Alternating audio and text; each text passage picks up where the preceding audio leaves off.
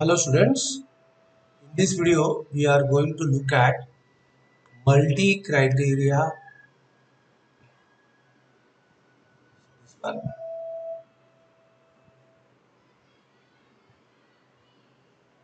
multi-criteria decisions.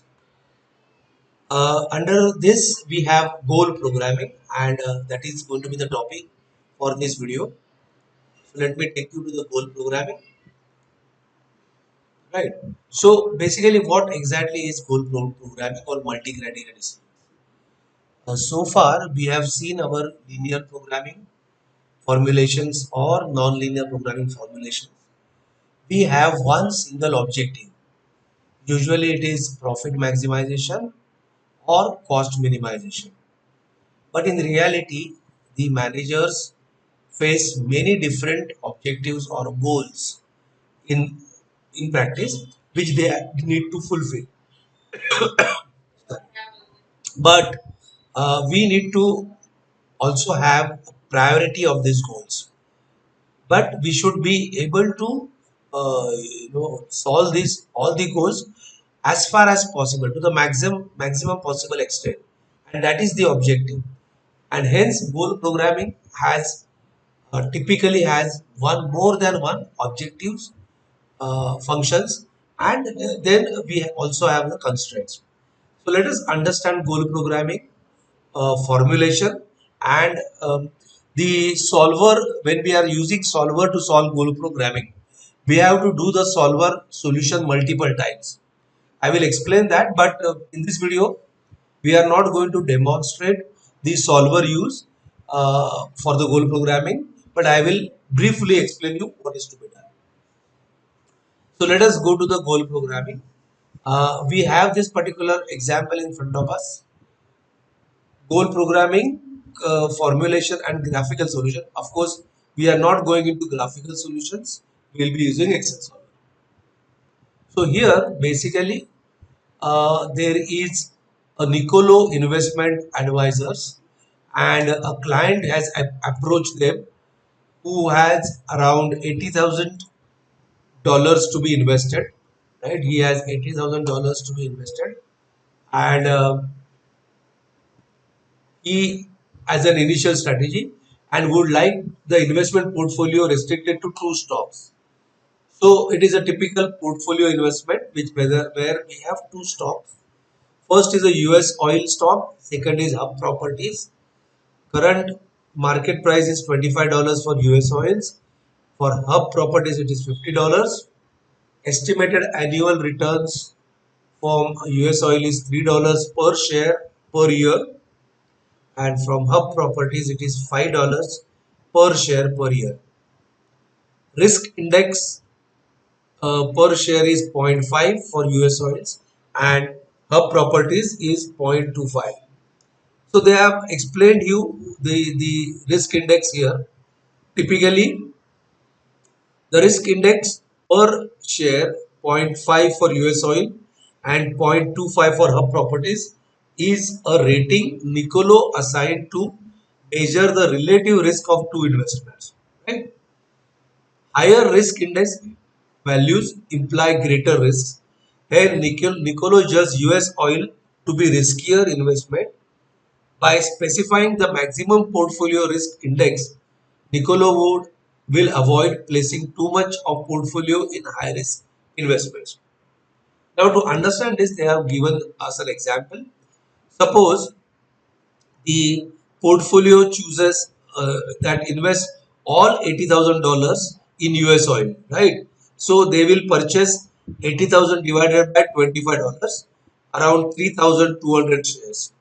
If they purchase 3,200 shares, the risk index will be 3,200 into zero point 0.5, because risk index is multiply by shares, number of shares into 0.5. So around 1,600. And if the Nicolo investment purchases no shares of either stocks, then there will be zero risk because they are not putting any investment in any other portfolio. So basically then it will be zero risk. So the portfolio risk index will vary from zero risk and 1600 most. So these are the two extreme risk points, and within which the investor will like to choose the amount of risk he wants to go ahead with.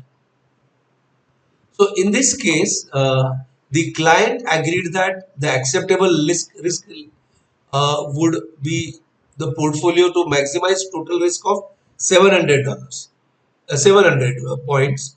Thus, considering only risk, one goal is to find out portfolio with a risk index of 700 or less. Right. So the investor is ready to take 700 risk index risk equivalent risk. Right. The another goal. So this is one of his goal that whatever investment he is doing, it should have a risk index of 700 or less. Another goal the client is to obtain annual return of at least 9,000. So this is very important. $9,000 at least he wants to earn every year. This goal can be achieved with portfolio consisting of, just an example, 2,000 shares of US oil, which will be 600 shares of our properties, right? And the annual return will be 2,000 into 3 plus 600 into 5 plus $9,000. Right. So this is one of the combination which he can go ahead for this $9,000 earning. But with this particular combination, the risk index will be 2000 into zero point 0.5 and 600 into 0.25, which is 1150, which is much beyond his 700 level. So this clearly, we need to understand that a particular combination of US oil shares and her property shares, which will give the risk index not exceeding 700, as well as giving a return almost 700 $9,000 a year, is what is we want to achieve. So how to go ahead with this? So this is clearly we have two objectives in front of us, and let us go ahead and develop our goals.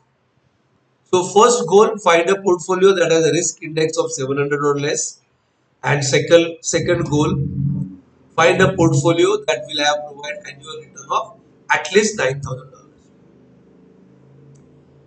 The primary goal is called as priority one. So this is your priority one, and this is your secondary goal or priority two. Right. Now, how to go ahead with this? So as usual, we have to first declare our variables. So let U be the number of US oil shares purchased, and the H be the number of oil shares purchased, which we will satisfy to the extent possible both these goals. I am using the word to the extent possible because sometimes it may not be possible to achieve both the goals. So then we have this priority. Priority one has to be achieved, and then priority two has to be, we have to come at the nearest to 9,000. Right. So obviously we have total of $80,000, so that is our first constraint, that this total investment 25U. Why 25? Because the price per share is 25 for US oil and 50 for hub property, right? So 25U plus 50H should not exceed 80,000 is your first constraint. Here what we do, we first establish our constraints, and then we go for objective.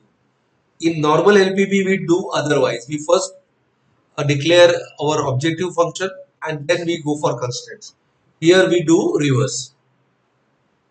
So 25U plus 50H less than 80,000, right? This is your one of the constraints. Then what we introduce here two variables, which is for each goal there will be two variables. So for the first goal, we declare D1 plus as the amount by which the portfolio risk index exceeds the target of 700. So because we have 700, we will use D1 plus and D1 minus as two more variables. D1 minus amount by which the portfolio risk index is less than the target value of. Right. So this is our risk index calculation, 0.5 times number of US oil shares and 0.5 times number of home property shares. The addition of two is giving us the risk index, which we want to be should be less than 700. So to how to write this? We will write equal to 700 plus D1 plus minus D1 minus. So amount by which the portfolio risk index. So suppose we get our risk index as 740. Suppose 740. Then what will happen? In that case, D1 plus will be 40, right? Will be equal to 40, and D1 minus will be equal to 0, and D1 minus will be equal to 0, right?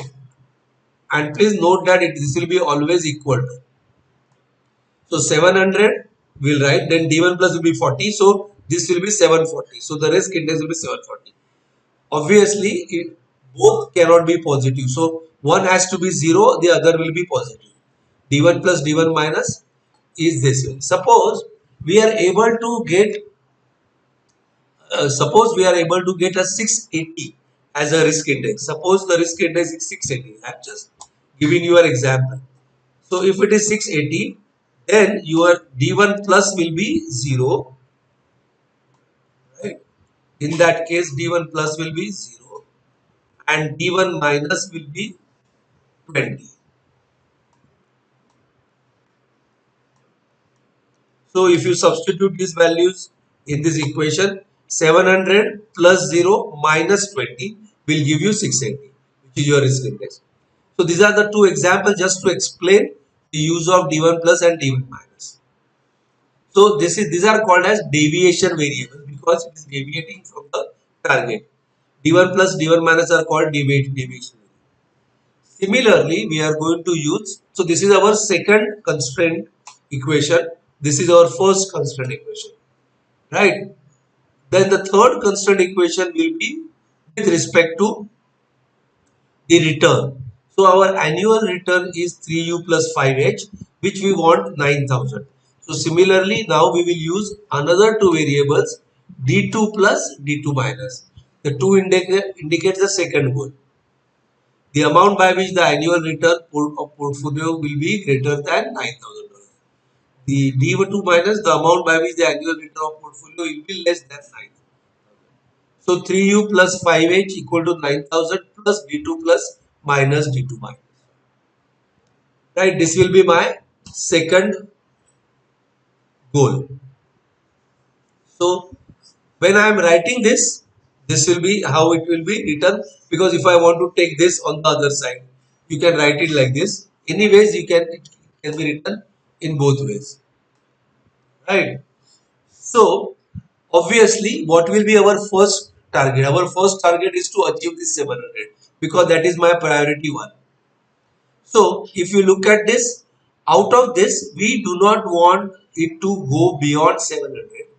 So whatever is above 700, that is D1 plus, we want to minimize it. And so that is what will be my first objective, minimize D1 plus. Subject to 25U plus 50H less than funds available. And this is my P1 goal and this is my P2 goal. But my first objective will be minimize D1 plus. Right. So this is my P1 problem. We call it first problem. Similarly, let us not go into graphical solution.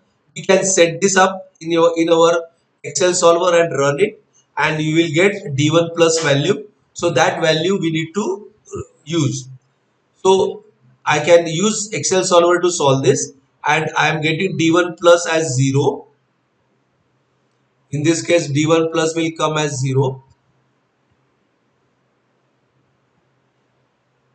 Yeah. So D1 plus will come as 0. And now I am going to set up my second problem object. So here I don't want my $9,000 whatever is less, see if D2 plus, I don't want to minimize because if it exceeds 9,000, I will be very happy. Whatever is less than 9,000, which I don't want, so I want to minimize that. So here the goal will be to minimize D2 minus. You understood? So you have to understand that why D2 minus.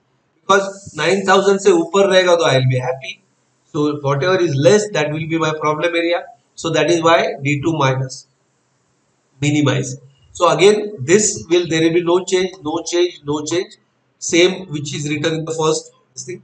But this is what we have already achieved when I run the first Excel solver. I got D2, D1 plus as equal to 0. So I will force this. This one I will use maintain achievement for P1 goal. So in my second Excel solver, I will use another sheet to solve second Excel solver. I will go for this setup, and there I will write additional equation here, d1 plus equal to 0.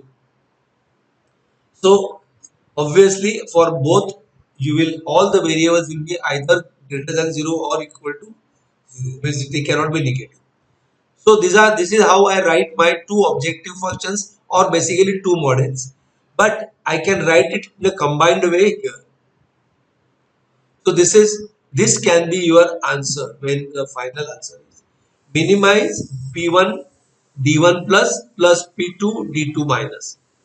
Right. So in my first Excel solver, I will use P1 D1 plus, and whatever value of D1 plus I get, I will use it in my second, that is understood, and P2 D2 minus.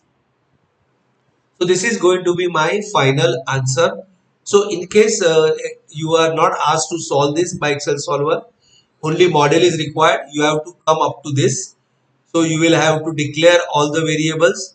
Then first the U and H variables, and then you have to declare the deviation variables for P1 problem, and then deviation variables for P2 problem, and you can write these two separately also, that is also acceptable, or you can directly write as in one go this minimize P1 D1 plus P2 D2 minus, and then this constraints, right? So this is how we do the goal programming. In this case, there are some complicated uh, uh, problems also which are given here for you, where there will be, you know, two goals will be in one priority level. So here for example, so this you can just some post example, you can just understand there is the logic is the same, but only the here you have these two goals, here one goal, here there are two goals.